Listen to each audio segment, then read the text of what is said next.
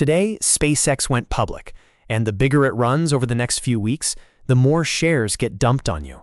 SpaceX engineered today's pop to work against the ordinary investor. I know that sounds dramatic, so let me earn it. Somewhere right now, a group of bankers is watching SPCX trade. Every tick higher, they smile a little wider. Not because they own the stock, because there's a clause in the lockup agreement they helped write. And the higher the price goes, the sooner that clause triggers. The pop everyone's celebrating today isn't a celebration, it's a countdown. Before I go any further, let me be honest about what this video is and what it isn't. This isn't about SpaceX being a bad company. By almost any measure, it's an extraordinary one. It launches more rockets than entire nations. Starlink alone serves over 10 million customers in more than 150 countries. So if you came here for someone to tell you the rockets won't fly, this isn't that video. This is about something different, and in a way, more important. It's about the difference between a great company and a deal structured to favor everyone except the person buying today. Those are not the same thing, and the gap between them is exactly where ordinary investors lose money on deals like this one.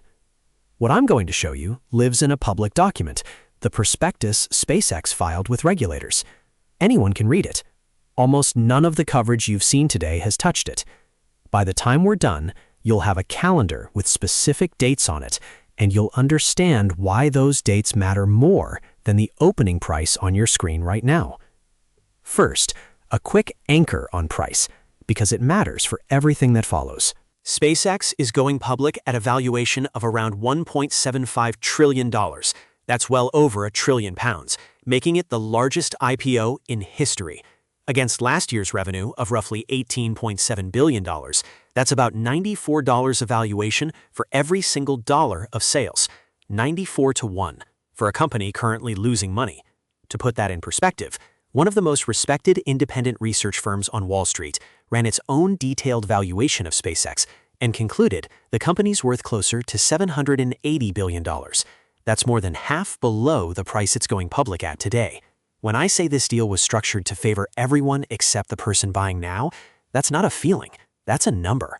The valuation already assumes the future has arrived. Everything that follows is about who profits if it doesn't. Let me build this from the ground up, because the rest of the video depends on getting this right. When a company goes public, only a small slice of its shares actually starts trading on day one. In SpaceX's case, that slice is about 5% of the company. The other 95% is still held by the founders, the employees, and the venture firms that backed SpaceX over the years. Those insiders aren't allowed to sell yet. They're contractually locked up. The reason is straightforward.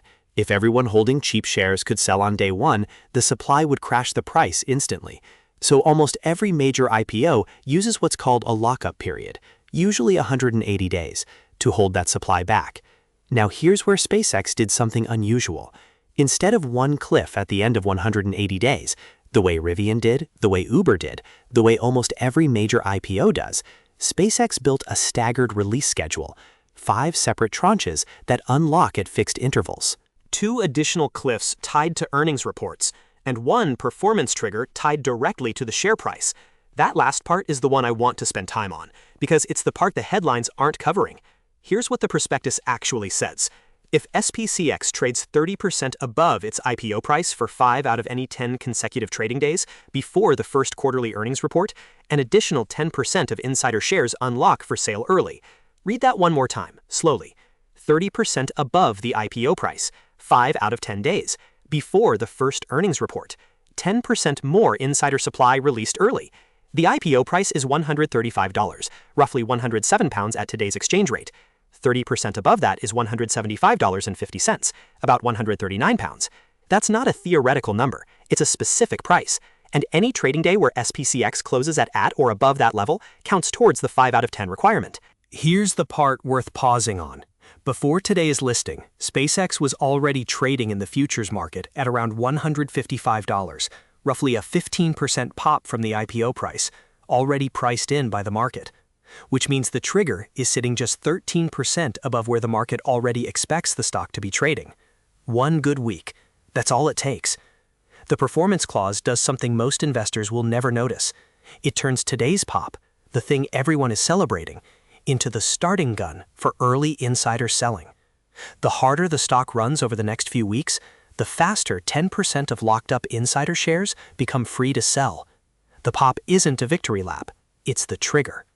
Now, let me show you the calendar. Picture a calendar on a wall. Today, June the 12th, is day 0. SpaceX is publicly traded. Roughly 5% of the company is in the open market. The other 95% is locked up. Let's walk forward.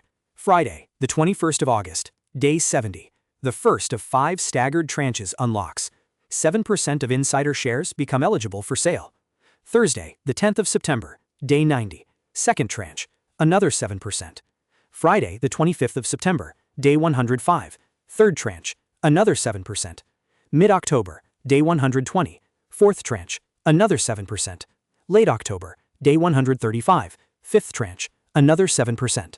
That's 35% of insider shares released across 5 dates between late August and late October. And those are just the time-based unlocks. 2 more cliffs land somewhere in between, tied to earnings reports. The first fires 2 days after SpaceX reports its debut quarterly earnings for the quarter ending the 30th of June. That earnings release can land anywhere between mid-July and late September. Whenever it lands, 2 days later, an additional 20% of insider shares unlock. That's bigger than any single staggered tranche, and the exact date isn't fixed in advance. The second cliff is even larger. 2 days after the Q3 earnings report for the quarter ending the 30th of September, another 28% of insider shares unlock. Then, December the 9th, day 180, the standard lockup expiration. Every restriction that hasn't already lifted, lifts now. Add it all up, 5 tranches of 7% is 35. The Q2 cliff is 20. The Q3 cliff is 28. That's 83% of insider shares released before the standard 180-day expiration even arrives. By mid-December, 6 months from today, every restriction on the staggered schedule has lifted. 6 months. That's the timeline we're thinking about, not whatever the stock does in the first hour. So why would SpaceX design a lockup like this? Why not just use the standard 180-day cliff that most big IPOs use? Because this schedule was built to do 3 specific things, and once you see them, the design stops looking neutral and starts looking deliberate. The first thing it does, avoid the cliff drop. When Rivian's lockup expired, the stock fell roughly 20% in a single day after Ford disclosed it would sell its entire stake. When Uber's standard lockup expired, the stock hit an all-time low on the expiration date, sitting 40% below the IPO price. When Palantir's expired, the stock dropped 13% in one session as insiders sold tens of millions of shares. Cliffs are brutal, cliffs are visible, cliffs make headlines. A staggered schedule diffuses that pressure across a dozen smaller dates that most investors simply won't track. The second thing, accelerate float growth and trigger index inclusion. Remember that day 1 float of roughly 5%? As each tranche unlocks, the public float grows. The bigger the float, the higher SpaceX qualifies to be weighted in the Nasdaq 100 index. Under a new rule that came into effect just before this IPO, companies can be added to the Nasdaq 100 in as few as 15 trading days after listing, down from 3 months previously. And there's a multiplier for companies with a float below 20%. The index treats their float as if it were 3 times bigger than it actually is.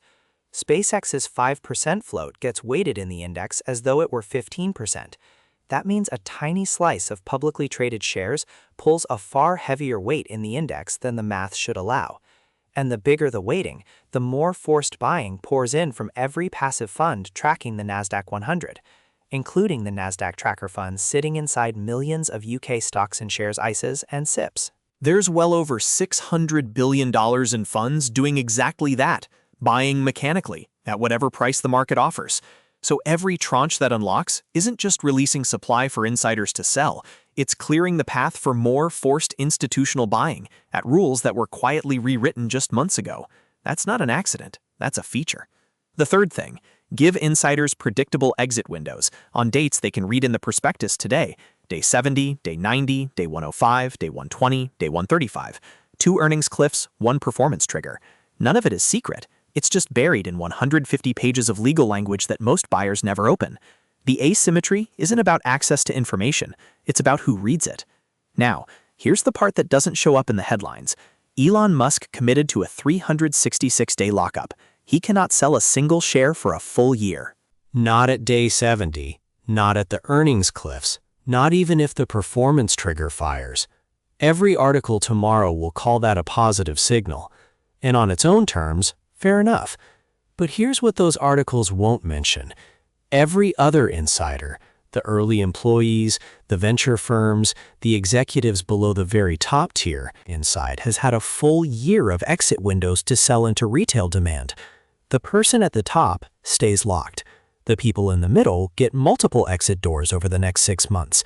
The person buying on their platform today, watching the ticker climb, is the demand all those exits are pointed at. Same prospectus, same company, two completely different deals, depending on which side of the lockup you're on. So where does that leave you if you're genuinely drawn to this company? Because watching everything I just laid out is not the same as saying you should never touch SpaceX. There are 3 paths. 2 of them are loud. One is quieter, and it's the smarter one. The first loud path, chase the hype. Buy today at the popped price, right before the trigger window opens and the staggered tranches start unlocking. We've just walked through step by step why that's the weakest seat in the room. The second loud path, write the whole thing off forever on principle. Throw out a genuinely remarkable business because the deal structure was unfair on day one. The third path is quieter, and it costs you nothing but patience. Let the calendar do the work that hype is trying to rush you past. 6 months from now, every staggered tranche will have unlocked. Both earnings reports will have landed. Real numbers on the record, not projections. The performance trigger window will have closed one way or another. The forced Nasdaq buying will have run its course. Every one of those events is a piece of real information replacing speculation. None of it requires you to predict anything. It just requires you not to be in a hurry. And if you do decide to buy, use your stocks and shares ISA if you can. Any gains are completely sheltered from capital gains tax. Any dividends are tax-free. The risk is identical. The tax position isn't. Here are the dates worth marking on your own calendar. Not for trading, for sanity checking the story as it unfolds. Late August through late October, the 5 staggered tranche windows. Mid-July to late September, the first earnings report and the Q2 earnings cliff. Mid-October to late December, the second earnings report and the Q3 cliff. December the 9th, the standard 180-day expiration. By the time that final date passes, the price reflects 6 months of reality instead of 1 day of hype. That's the price worth making a decision on, not the one on your screen right now. The best companies of the last few decades stayed buyable for years after their IPOs. You did not have to own them on day 1 to do well. The single most important thing in this entire video wasn't the calendar. It was the habit of looking at deal mechanics before deal headlines. That habit works on every IPO you'll ever consider, not just this one. The trigger clauses, the unlock schedules, the float maths, the index inclusion rules, they're all sitting in public documents before the price action ever starts. The advantage isn't access. The advantage is reading. If this video gave you a clearer picture of how these deals actually work, that's exactly what we're here for. Here at Monkey Finance, no suits, no jargon, just your money, explained. New video every Wednesday. Hit subscribe so you don't miss the next one. We'll see you in the next one.